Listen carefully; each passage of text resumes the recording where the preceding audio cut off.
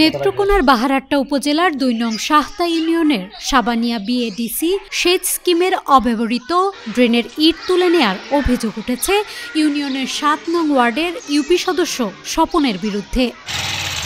স্থানীয়দের অভিযোগ, ইউপি সদস্য নিজ উদ্যোগে ড্রেন ভেঙে ইট সরিয়ে নিয়েছেন। তবে স্বপনের দাবি, নিজের টাকা খরচ করে ড্রেনটি খুলে রেখেছি, যাতে ভবিষ্যতে বিএডিসি চাইলে ইটগুলো নিতে পারে। এই ড্রেনটা গত ২-৩ বছর ধরে ভাঙ্গা এই কালের মধ্যে পড়ে গেছে, অনেকেই ইট নিতে চায়, অনেক হাজার হাজার ইট মাটির চলে গেছে। যাতে আমরা ৩ গ্রামের মানুষের মিটিং করিয়া এই ইটগুলা এই যে নষ্ট হইতেছে, এই ইটগুলো আমরা রাস্তার মধ্যে দল করতে বাদে যারাই বিআইডিসি যে সিদ্ধান্ত দেয় এই সিদ্ধান্তের মধ্যে আমরা আছি। এই যে রানিং মেম্বার স্বপন মেম্বার আমরা ৬০০ টাকা রুজ দিচ্ছি, ২ জন কামলা রুজের লইছে আর তারা এই শেয়ার হোল্ডার।